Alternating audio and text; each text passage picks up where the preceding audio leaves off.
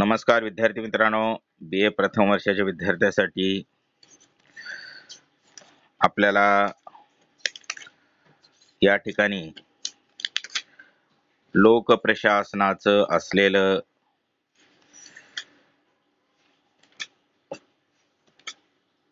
जे काही सिद्धांत आहे, हा सिद्धांताचा पेपर आपण या ठिकाणी मागच्या पिरियड मध्ये बघितलेला आहे. विद्यार्थी मित्रांनो, या ठिकाणी सगळ्यात महत्त्वाची गोष्ट अशी आहे की आपण यामध्ये लोकप्रशासनाचा अर्थ, त्याची प्रस्तावना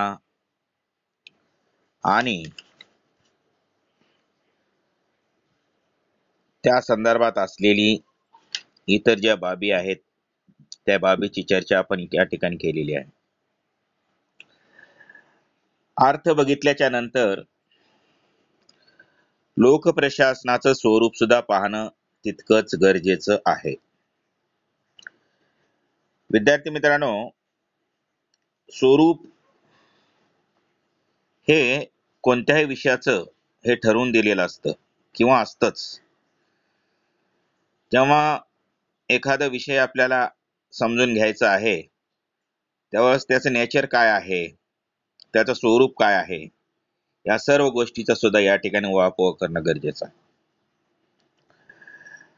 कोणत्याही अभ्यासाविषयीचे स्वरूप त्यातील आशयांवरून ठरत असते. लोकप्रशासनाच्या स्वरूपासंबंधी विविध विचार केले जातात, जे वेगवेगळ्या परिस्थितीत विकसित झालेले आहे. आता वेगवेगळ्या परिस्थितीत म्हणजे लोकप्रशासनाचे असे पाहिले तर भरपूर दृष्टिकोन आहेत, परंतु स्वरूपासाठी केवळ दोनच दृष्टिकोनाचा आपल्याला या ठिकाणी अभ्यास करावाचा आहे. तर यामध्ये लोकप्रशासनाच्या दृष्टिकोनात एक व्यापक दृष्टिकोन आहे आणि दुसरा व्यवस्थापनात्मक दृष्टिकोन, अशा पद्धतीची दृष्टिकोन या ठिकाणी सांगितलेला आहे. आता व्यापक दृष्टिकोन म्हणजे काय, त्यालाच एकीकृत अशा प्रकारचं दृष्टिकोन म्हणून संबोधलं जातं.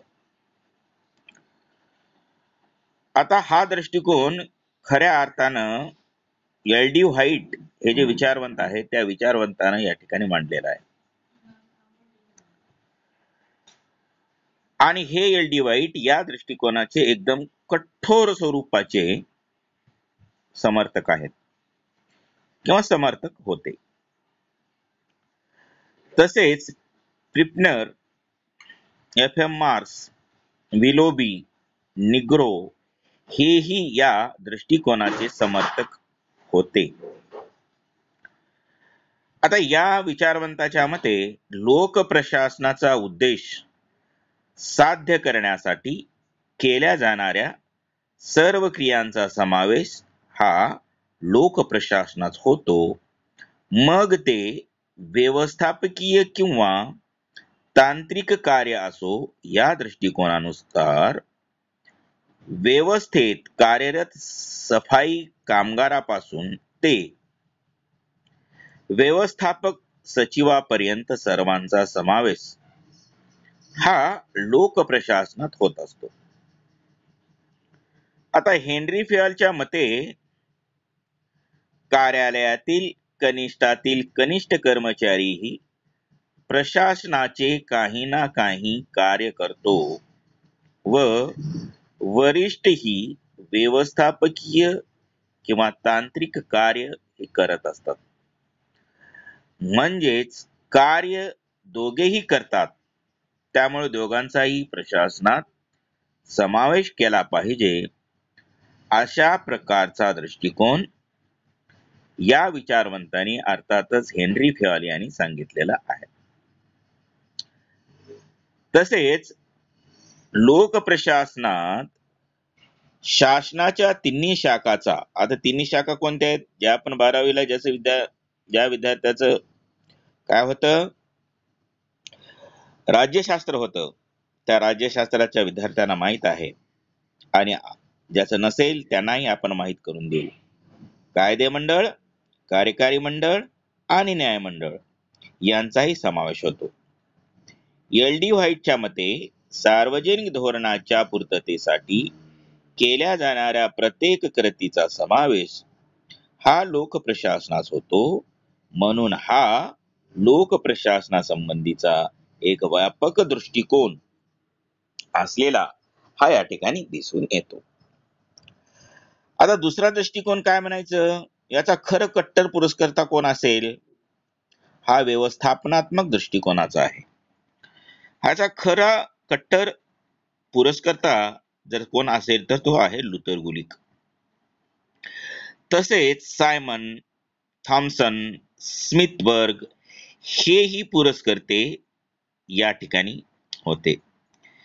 व्यवस्थापकीय दृष्टिकोनाचे पुरस्कर्ते केवळ व्यवस्थापकीय कार्याचा समावेश प्रशासनात करतात. त्यामध्ये नियोजन, संघटन, मार्गदर्शन, समन्वय, नियंत्रण अशाच कार्याचा समावेश या ठिकाणी होतो. आणि ही कार्य करणाऱ्या वरिष्ठ अधिकाऱ्यांनाच आपण काय म्हणत असतो, प्रशासक म्हणत असतो. कारकुनी, तांत्रिक कार्य करणाऱ्यांना या प्रकारच्या गोष्टीतून वगळण्यात येते. तसेच या दृष्टिकोनानुसार प्रशासनाचा संबंध केवळ कार्यकारी शाखेशी असतो. हार्बर्ट सायमनच्या मते लोकप्रशासनाचा संबंध अशा कार्याशी आहे जो राज्य स्थानिक शासनाच्या कार्यकारी शाखेद्वारे हा पार पाडला जातो. आणि त्यामुळे या दृष्टिकोनाला प्रशासनासंबंधीचा संकुचित दृष्टिकोन असेही म्हटले जाते. मित्रांनो, स्वरूपामध्ये दुसरी एक गोष्ट अशी आहे की लोकप्रशासन हे काय आहे. लोकप्रशासन कला आहे की लोकप्रशासन शास्त्र आहे, क्या का लोकप्रशासन तत्वज्ञान आहे, क लोकप्रशासन हे स्वतंत्र प्रकारची शाखा आहे. या सर्व गोष्टीचा सुद्धा या ठिकाणी विचार करणं गरजेचं आहे. तर लोकप्रशासन, काही विचारवंत असं म्हणतात की लोकप्रशासन ही कला आहे. फायनर व मेरिस कोहन आणि लिंडाल, उर्विक,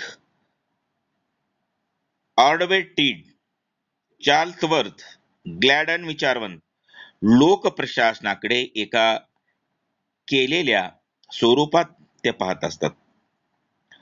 डॉक्टर फायनर व मिसेस कोहेनच्या मते लोकप्रशासन एक कला आहे.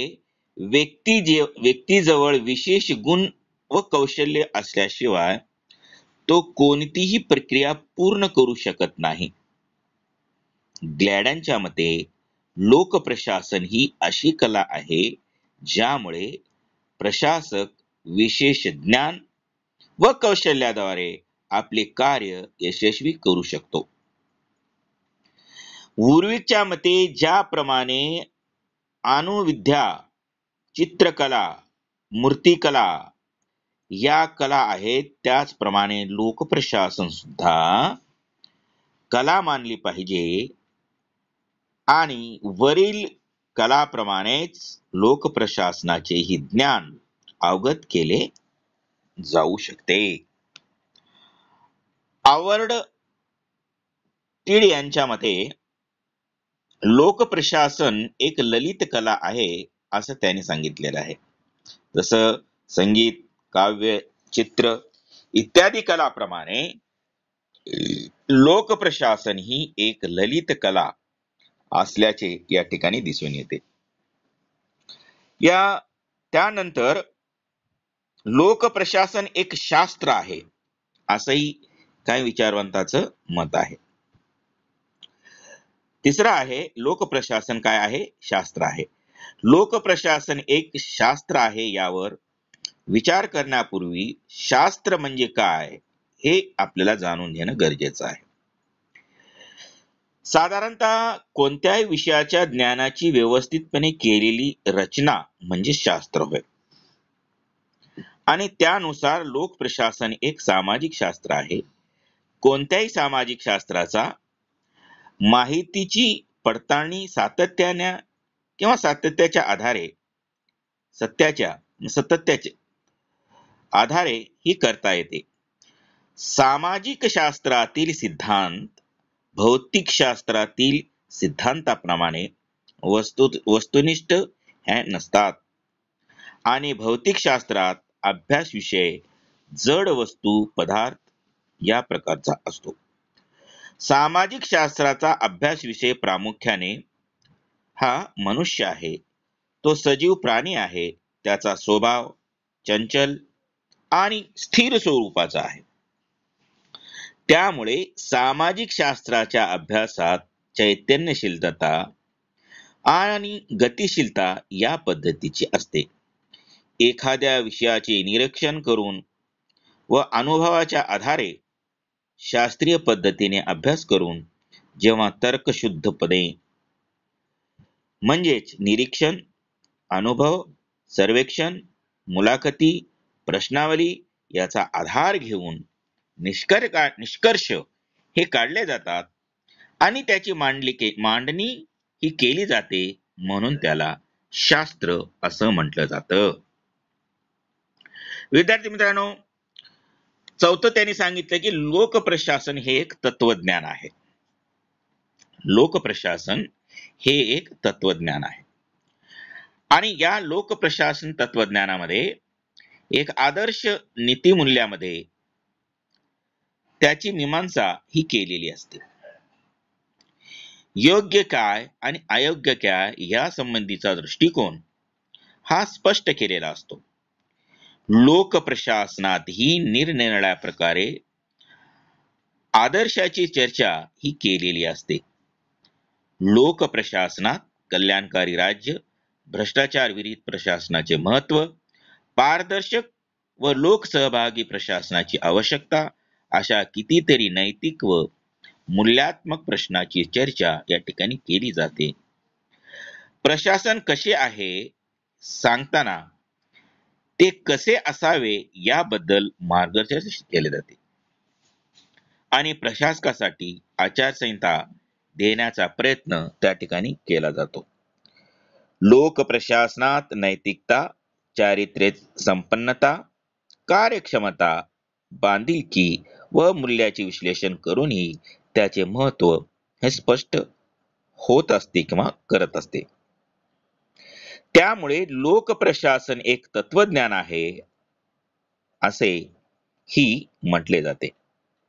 आता या ठिकाणी मार्शल ई डिमॉक यांनी प्रशासकीय तत्वज्ञान नावाचा एक ग्रंथच लिहिलेला आहे आणि त्या ग्रंथातील प्रस्तावनेत अवॉर्ड टीडी यांनी लोकप्रशासन एक तत्वज्ञान असावे असे त्यांनी म्हटले आहे. तसेच बियर्ड यांनी 1939 मध्ये एका प्रशासकीय किंवा संशोधन संस्थेच्या वार्षिक अधिवेशनातील भाषणाचे शीर्षक लोकप्रशासनाचे तत्वज्ञानशास्त्र आणि कला असे ठरविले होते. डिमॉकच्या मते लोकप्रशासन कलेपेक्षा अधिक ही म्हणजे काही नाही तर तो तत्वज्ञान आहे असं त्यांनी म्हटलेलं आहे. म्हणून आज लोकप्रशासन एक तत्वज्ञान आहे हा दृष्टिकोन मान्य केला आहे. आता लोकप्रशासनाच्या संदर्भात नेक्स्ट जे काही सांगितलेलं आहे हे विश्वव्यापक अशा प्रकारचं विषय आहे. तर प्रशासन ही संकल्पनाच कशी आहे? व्यापक स्वरूपाची आहे. ही काही मर्यादित स्वरूपाची नाही. म्हणून प्रशासनाचे स्वरूप म्हणजे विश्वव्यापक असेच आहे आणि लोक प्रशासनांतर्गत मांडले जाणारे सिद्धांत व तत्व हे राज्याचे स्वरूप कोणतेही असो, लोकशाही, हुकुमशाही, राजेशाही या ठिकाणी ते अस्तित्वात असतातच. लोक प्रशासन ही क्रिया सर्व प्रकारच्या राज्यात चालू असते आणि संघटित राजकीय जीवनाचा आरंभापासून ती क्रिया सुरू झाली.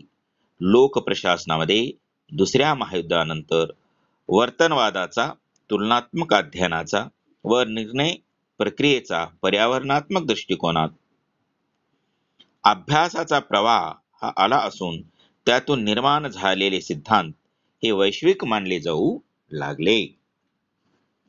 आता या ठिकाणी दुसरंच त्यांनी सांगितलं आहे की लोक प्रशासन ही एक स्वतंत्र शाखा आहे. लोक प्रशासन ही स्वतंत्र अशा प्रकारची शाखा आहे. लोक प्रशासन हे राज्यशास्त्राचे अपत्य आहे असं अनेकाचं मत होतं किंवा मत राहिलेलं होतं. परंतु विड्रो विल्सनने लिहिलेल्या निबंधानंतर लोक प्रशासनाचा विकासाचा आरंभ झाला. आता त्याला एक स्वतंत्र सामाजिक शास्त्र म्हणून मान्यता मिळाली आहे. अनेक विद्यापीठातून स्वतंत्र ज्ञान शाखेच्या रूपाने हा विषय शिकविला जात आहे आणि आज लोक प्रशासनाचे स्वतःची तत्वे, सिद्धांत हे अस्तित्वात आलेले आहेत. या ज्ञान शाखेचा विस्तार होत असून लोक प्रशासनाला एक तात्विक बैठक ही प्राप्त झाली आहे आणि लोक प्रशासनांतर्गत आज अनेक नवीन शाखा निर्माण झाल्या आहेत. उदाहरणार्थ कर्मचारी प्रशासन असेल, वित्तीय प्रशासन असेल, सामाजिक प्रशासन असेल, विकास प्रशासन असेल, त्यानंतर पंचायत राज व्यवस्था असेल, अशा वेगवेगळ्या प्रकारच्या प्रशासनाच्या काय आहेत संकल्पना या ठिकाणी आलेल्या आहेत किंवा शाखा निर्माण झालेल्या आहेत. त्यानंतर त्यांनी सांगितलेलं आहे की सार्वजनिक हित हेच त्याचं काय आहे उद्दिष्ट आहे. सार्वजनिक हित यांचं उद्दिष्ट आहे.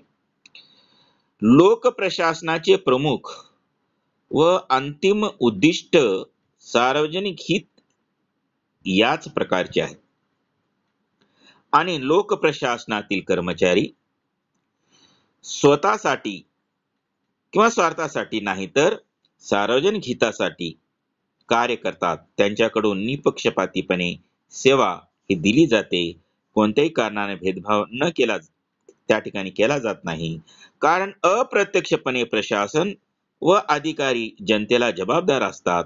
सार्वजनिक हितासाठी केल्या जाणाऱ्या सर्व क्रियांचा समावेश हा लोक प्रशासनात होतो. त्यामुळे लोक प्रशासनाचे स्वरूप हे कल्याणकारी बनले आहे. त्यानंतर त्यांनी सांगितलेलं आहे लोक प्रशासनामध्ये सामाजिक आणि आर्थिक परिवर्तनाचा साधन हा मोठ्या प्रमाणात झालेला आहे. विकसनशील देशातील लोकांच्या वाढत्या अपेक्षांची पूर्तता करण्याची जबाबदारी ही लोक प्रशासनाला आहे.